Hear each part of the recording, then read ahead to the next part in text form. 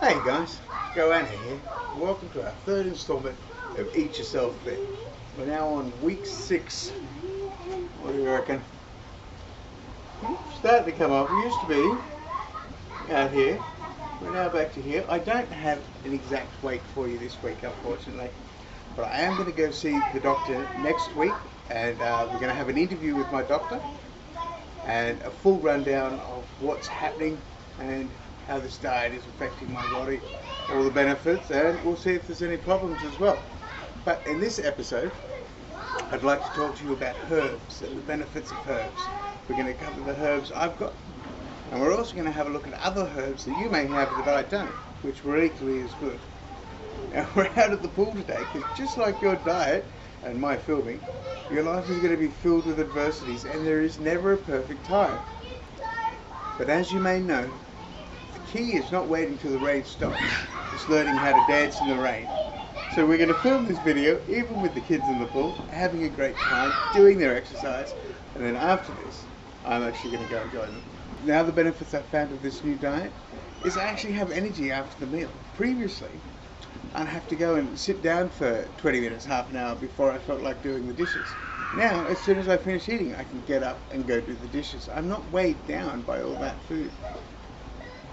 So first off, let's go have a look at some herbs. Alright, so I wanted to show you my garden first, just so you can see how quickly these herbs take off. All these herbs were bought for about $3 each from the local hardware store and planted in late July, so about 3 months ago, as it's now early November. But as you can see, they've just spread out and taken over the entire garden, and no matter how much I pick of them, there is always more coming up. Alright, so here we have the oregano.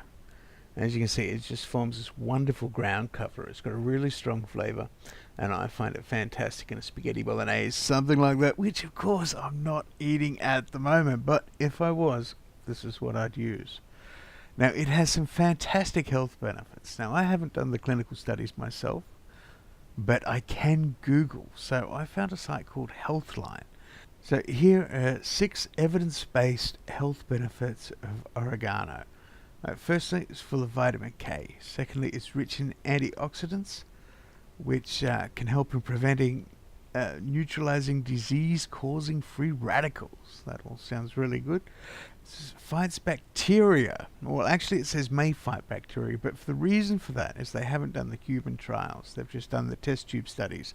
But in the test tube studies, they found it fights bacteria. So it could have anti-cancer properties. In the test tube studies, it has shown to reduce cancer cell growth. May help reduce viral infection, which all sounds good, and could decrease inflammation. So it says it's high in antioxidants which reduce inflammation. Animal studies show that oregano oil and its components can help reduce inflammation. So the bottom line is it's got huge benefits in fighting disease. Next down the line we have our rosemary. Now, I really hate to show you the rosemary looking like this. It looked absolutely magnificent. It was a giant, proud beast. But rosemary originally grew on the side of mountains, and it really liked a lot of drainage. And ours is in this this garden bed here doesn't get as much drainage as the rosemary liked. So it ended up getting a little bit of root rot. Now, the plant has recovered, but I have had to remove half of it, and it just doesn't look the same, unfortunately. But the first benefit of rosemary is just the smell. It's like nature's own deodorant. If you rub your hand up one of these branches across the leaves, the resin from the leaves will stick to your hand and just smells fantastic. But of course, rosemary has a lot of health benefits as well. Now, we're taking this particular study from Medical News Today. So, the benefits of rosemary is it's an antioxidant, anti-inflammatory. That's good to know. It also says it improves digestion, enhancing memory and concentration, provides neurological protection, prevents brain aging. Cancer, it says cancer research published in Oncology Reports found that blah blah blah blah blah slowed the spread of leukemia and breast cancer cells. Another study concluded that rosemary might be useful as an anti-inflammatory and anti-tumor agent. Cure. It's also protection against macular degeneration. Alright, now rosemary does have some side effects as well though, but it says these have got to be taken in extremely large doses. But it can trigger vomiting, spasms, coma, and pulmonary edema, which is fluid in the lungs. And it says though this is very rare and the doses have to be extremely large. But good to know, good to know. Alright, so moving on, next we have the lemon balm. Now this stuff just grows crazy fast. If I didn't keep pruning this, it'd be down to the concrete. That's how fast it grows. It's just insane.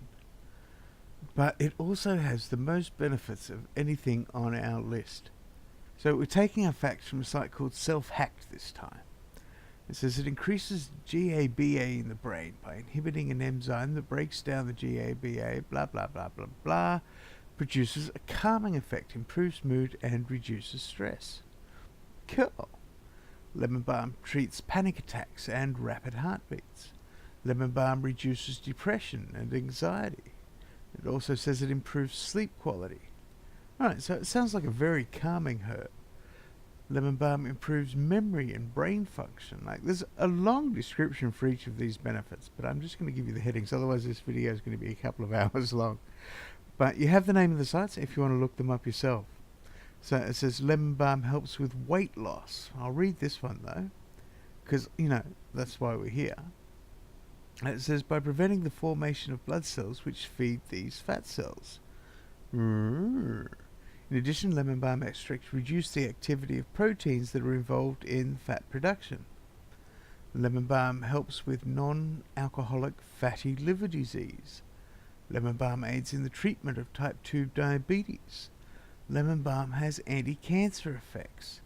It says lemon balm kills brain cancer cells in a cell-based study. Shrinks breast cancer tumours. Lemon balms prevented the growth of leukemia tumours in cell models. Lemon balm helps treat colon cancer and reduces the size of prostate cancer tumours. Wow, so it does everything, doesn't it? Lemon balm may help with hypothyroidism. Lemon balm has antimicrobial effects. Lemon balm combats cold sores and herpes. May reduce pain, may reduce inflammation, may protect the skin against UV rays, and treats infant colic. Wow, that is huge. It also says that it does have side effects as well. If you take it in sufficient concentration, it could cause vomiting, dizziness, wheezing, agitation, diarrhea, stomach pain, nausea, increased appetite, headache, reduced alertness, and eye pressure. Wow. Okay, so lots of benefits, but if you take too much of it, it's got a few side effects as well. Good to know, good to know. Okay, so now moving on to the thyme, which is actually in flower at the moment. It's very pretty. I did a little bit of research, and the flowers are completely safe to eat. So, in fact, they add more flavour when it's in flower. So don't worry if you think it's all going to go to seed and you're going to lose it all. Now, we're taking our facts from Healthline again for our thyme, but it seems like it's got a lot more uses than just eating it. The Egyptians used it for embalming practices.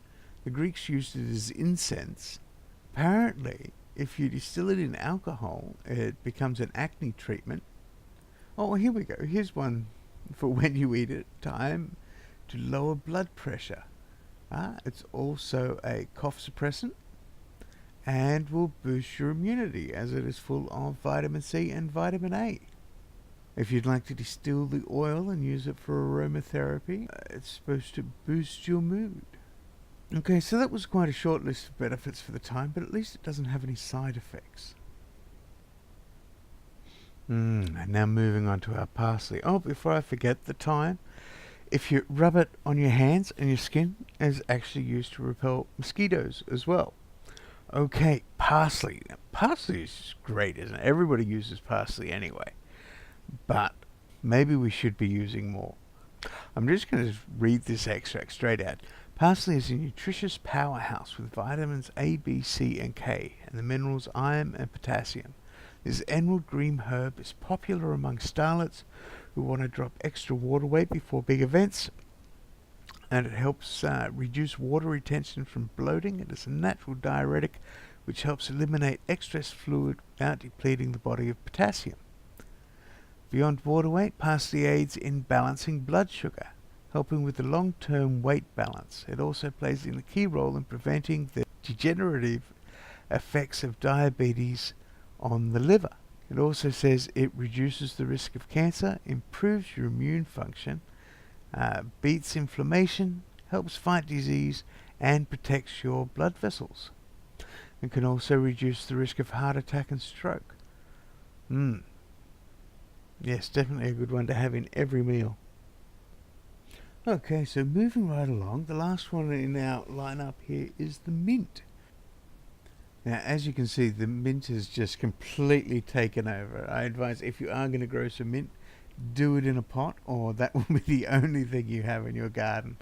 As you can see, it's just taken over the entire thing. Now, mint is used to flavour everything from main dishes to desserts. Just about everything you can use mint in. It's rich in nutrients, contains vitamin A, iron, magnesium, folate. It may improve irritable bowel syndrome, may help relieve indigestion, it could improve brain function. According to Healthline, it may also decrease breastfeeding pain and improves cold symptoms. It says it may mask bad breath. Most importantly, it's very easy to add to your diet and has no listed side effects. Now that concludes everything I grow myself, but my meals wouldn't be complete without a couple of extras. Garlic is one of them. Now, garlic throughout history has been a great medicinal herb. It contains manganese, vitamin B6, vitamin C, selenium, fiber. Garlic can combat sickness, including the common cold. And the active compounds in garlic can reduce blood pressure. And garlic improves cholesterol levels, which is great for me, and may also lower the risk of heart disease. It has antioxidants that may help prevent Alzheimer's disease and even dementia. And according to Healthline, garlic may help you live longer. Well, that sounds pretty good too. It says athletic performance can also be improved. Now, I remember from history that the Greeks used to eat a lot of garlic just to maintain their strength. So that follows. Eating garlic may help you detoxify heavy metals in your body and may improve bone health. And apart from that, it just tastes fantastic. One more thing to note though, that one of garlic's most highly valued sulfur compounds only stays intact for 2.5 days after it's crushed. Therefore, the processed garlic you get in the jar is going to be missing a lot of that, which is why I buy fresh. Garlic also contains antibacterial, antiviral and antifungal qualities. Okay, so moving on to ginger. Ginger is one of my favourites actually. According to Healthline, it's one of their favourites too. It says ginger is amongst the healthiest and most delicious spices on the planet. So, ginger can treat many forms of nausea, especially morning sickness, may reduce muscle pain and soreness, drastically lower blood sugars and improve heart disease risk. Ginger can help treat chronic indigestion, reduce menstrual pain. Ginger has also been known to lower cholesterol levels, so hey, it's perfect for me. It says ginger contains a substance that may help prevent cancer. It seems like a lot of these herbs may help prevent cancer. Herbs are good. It says ginger may also improve brain function and fight against Alzheimer's disease. It can also be used to fight infection. In fact, ginger has been used medicinally for centuries. It really is a good inclusion in your recipes. Now, I also googled a few of the other herbs, which I don't actually use, but are also supposed to be good for helping your diet and weight loss. And we have cayenne pepper, ginseng, turmeric.